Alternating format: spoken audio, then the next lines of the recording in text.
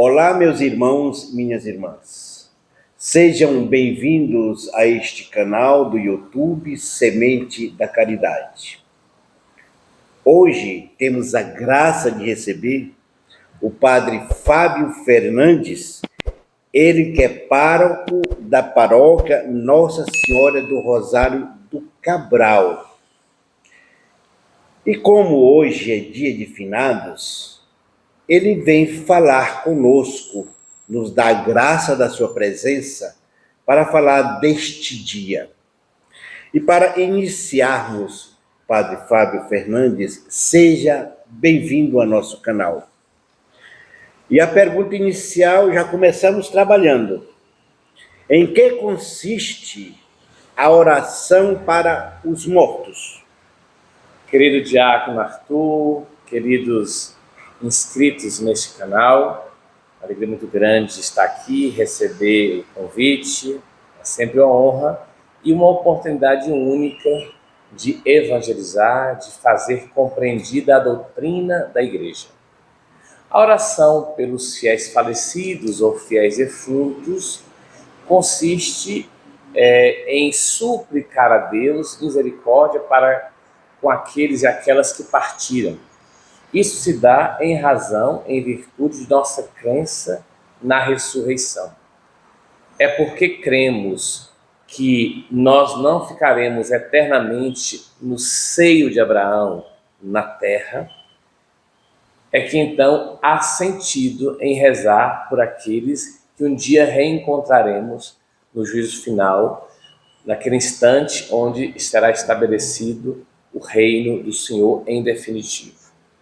E a oração pelos fiéis falecidos é uma herança dos irmãos judeus, sobretudo a partir do texto sagrado de segundo livro dos Macabeus, quando o grande guerreiro Judas, diante do cerco de Jerusalém pelos impérios que estavam tomando, arrasando, destruindo o povo de Israel, ele vendo alguns dos seus já mortos por conta da guerra, reúne uma coleta, faz uma coleta, reúne um recurso, dá uma oferta ao templo e pede que seja feita então orações para que aqueles irmãos que caíram em batalha sejam livres de seus pecados em virtude da ressurreição. Então, de início, podemos entender que, segundo o texto sagrado, no segundo livro de Macabeus, no capítulo 12, versículos 38 até o versículo 36, 38 a 46, nós entendemos o início, o desenvolvimento sobre a oração pelos fiéis falecidos. Algo que então recebemos como herança dos judeus e que se faz presente até hoje, tendo em vista o mistério e o centro da fé que é a ressurreição. Padre, os cemitérios estão cheios hoje, tanto dos católicos como dos nossos irmãos evangélicos, cada um com sua fé. Mas a pergunta vai diretamente com referência aos católicos. Qual a importância desta data para nós católicos? E, se o senhor quiser complementar, para os cristãos no modo geral. É bom lembrar que a fé cristã, ela, diferentemente da filosofia grega, a fé cristã entende que o corpo é algo valioso, porque também é criação de Deus. E por isso mesmo que o corpo, ou seja, o ser humano na sua realidade total, corpo, alma e espírito, tudo vem de Deus e tudo volta para Deus.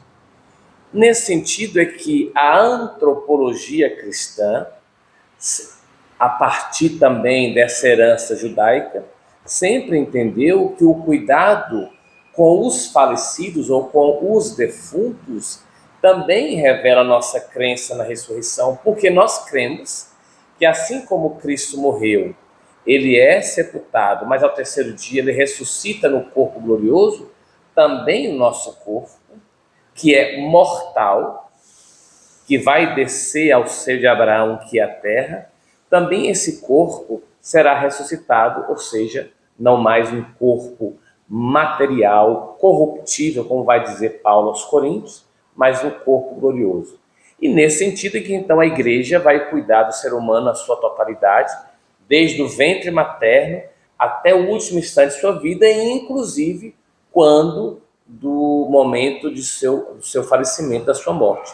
Por isso os cemitérios, por isso que os cemitérios são chamados de campo santo ou lugar santo, no qual estão depositados os entes queridos, aguardando o juízo final, aguardando a parousia, o retorno, a segunda vinda do Senhor, para que dessa forma a alma imortal que está diante de Deus, crê a Igreja Católica, se reunirá, voltará à comunhão com o seu corpo, outrora material, agora imortal e ressuscitado, para se estabelecer a sentença, se céu ou se inferno.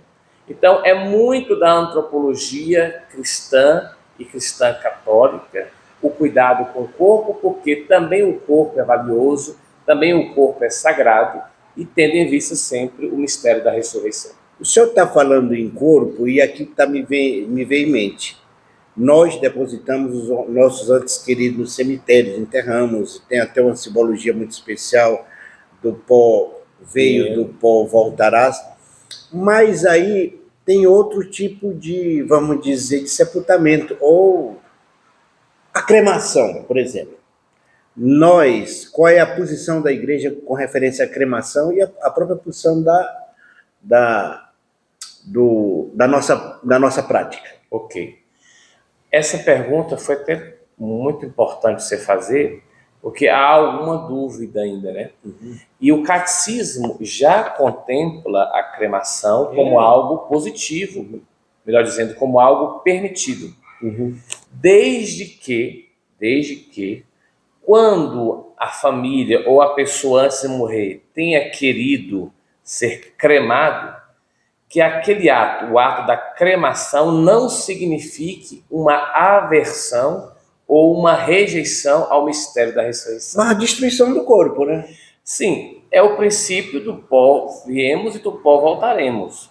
O que se faz com a cremação, aí são muitas as discussões, diríamos assim, acelerar aquela realidade, o processo de decomposição. A cinza é pó também, né? A cinza é pó, exato. Só que em alguns casos há pessoas ou há grupos de pessoas, ideologias, etc., que fazem a cremação justamente para negar o processo da ressurreição, achando que a ressurreição não seria capaz também de chegar e tocar nas cinzas de um fiel falecido. Ora, para Deus nada é impossível.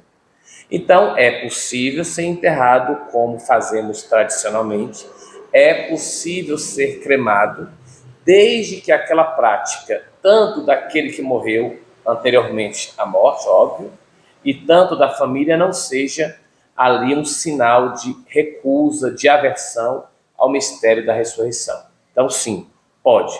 Obviamente que é um processo ainda muito caro e que só é acessível a poucas pessoas. Não é tão novo, né? Não é tão novo. Há algumas culturas, inclusive as indianas, sobretudo na religião hindu, em que eles têm todo um ritual lançando no Ganges, que é um rio sagrado, os corpos sobre pilhas de madeira, onde são cremados. Só que ali é uma outra perspectiva de fé, etc. E os índios também. Também. Agora, para nós, o tradicional é o chamado Campo Santo, que é o lugar onde se deposita a pessoa, o ente querido já falecido, aguardando a ressurreição, e também a cremação, porque para a nossa cultura, mesmo cremando, nós não trazemos as cinzas para casa, como algumas culturas asiáticas, como algumas culturas ligadas ao xamanismo, etc. Não. Quando se crema, aquelas cinzas a família recebe e é depositado num lugar específico, onde ali vai ser velado, vai ser respeitado por toda a história. Muito bem. Nós temos em nossos cemitérios uma grande multidão. Hoje, né, uma grande multidão. Tem gente que os cemitérios começam a ser visitados começaram a partir de ontem. mas hoje é o dia D. Então as pessoas vão lá para acender velas. A primeira pergunta é: qual a simbologia das velas para nós? E essas velas só podem ser acesas nos cemitérios? Pode ser acesa em casa, dedicado aos nossos fiéis defuntos, com a oração e a oferta daquele fogo, daquela vela? Eu não sei se eu posso dizer oferta. Não, podemos. É algo feito em intenção de, né? Como a própria oferta feita por Judas Macabeu no segundo livro de Macabeus, ele reúne um valor e dá como oferta em expiação dos pecados dos que morreram.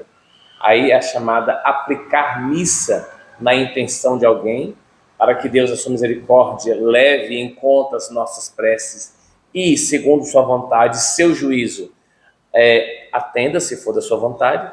A luz ou a vela, outra forma de expressão, é um gesto de carinho, pedindo que a vida daquela pessoa seja, mesmo para além da morte, seja iluminada. Porque nós não podemos aqui entender que com a morte tudo se encerra e agora se estabelece um campo de escuridão. Não. Nós cremos na ressurreição dos mortos, cremos na comunhão dos santos, cremos no juízo particular e depois no juízo final, que eu poderia depois fazer um momento de reflexão, né, de entrevista aqui no programa, no canal. Há de se lembrar que, para além da morte, a vida continua. A vida da graça, que se iniciou no dia que fomos batizados, ela se irrompe, ela continua para além da morte. E no ato de acender uma vela, é o ato de pedir ao Senhor que seja para nós e para os que foram, luz a iluminar o nosso caminho. É óbvio que isso deve ser feito sempre em vida. O meu desejo de iluminar a sua vida, Padre Zezé diz, iluminados, iluminadores, amar é aqui, é agora. Este é o momento, o tempo presente é um momento propício para manifestar carinho, amor para com todos aqueles e aquelas com os quais convivemos, cuidar uns dos outros. Contudo, isso não invalida esse cuidado pós-mortem, quando lavamos os túmulos, quando levamos flores, quando acendemos velas. Em hipótese alguma, isso se estabelece ou pode ser entendido como uma realidade equivocada, desnecessária. Não. É da nossa cultura, temos que assumir com total carinho e incentivar aqueles e aquelas que vão aos cemitérios, porque ainda é um gesto que expressa cuidado. E que bom que o nosso povo, aliás, o povo de Deus, ainda é um povo cuidadoso. E nós sabemos que esse cuidado não é só depois da morte, é um cuidado que veio antes, cuidando dos moribundos, cuidando daqueles que estavam enfermos, e esse cuidado ultrapassa a morte e é expressado litúrgica e simbolicamente com a vela acesa, pedindo que Deus seja a luz, e o cuidado com o túmulo, levando flores, para mostrar que sim, aquela pessoa, mesmo falecida, mesmo tendo cumprido a sua missão, ainda está presente no nosso coração, na nossa vida. Meus irmãos, ouvi o padre Fábio numa entrevista dessa, até essa oportunidade, eu até botei meu lenço aqui, estou babando mesmo, limpando a baba, porque realmente é muito bom. Eu convido a todos a ficarem neste vídeo até o final, porque é esclarecedor. Mas como o nosso tempo não permite que se passe o dia todo, aqui é assunto para semanas, né? Nós tentamos resumir isso o máximo possível. E aí, Padre Fábio, nos nossos cemitérios, em todos aqui na nossa Arquidiocese de Teresina, terá missa e, vamos dizer, celebrações da palavra durante todo o dia, como também nas igrejas, né? E nós só temos a te agradecer por aceitar esse convite de estar conosco hoje, e eu deixo aqui você à vontade, aspa, por causa do tempo, para fazer a sua mensagem final. É só entender que em qualquer tempo é tempo de aplicar missas e orações e ofertas e velas pelos fiéis falecidos. Sempre é tempo. O dia 2 de novembro se estabelece como um dia propício para que a igreja reze por todos os falecidos, aqueles que estão lembrados pelos seus entes queridos e aqueles que não são lembrados por várias razões. Aos que são enterrados como indigentes, sem nenhum tipo de memória, aos que não conseguem ter o carinho das famílias e por isso também são enterrados sem nenhum vínculo, sem nenhuma participação familiar. Então, o dia 2 de novembro é, sim, momento propício e oportuno de rezar por todos os falecidos. Mas, ainda no campo do à vontade, nós não estamos celebrando a morte. Isso deve ser bem enfatizado. Nós não estamos celebrando a morte. Nós estamos celebrando a vida, a ressurreição. Só há sentido, como dizia Judas, o Macabeu, na segunda livro de Macabeus, capítulo 12, só há sentido de rezar pelos mortos porque Cristo ressuscitou. Então, o olhar para nós não é o frio do túmulo, mas é o calor da ressurreição. E é por isso que rezamos. Então, toda a igreja reza na perspectiva pascal.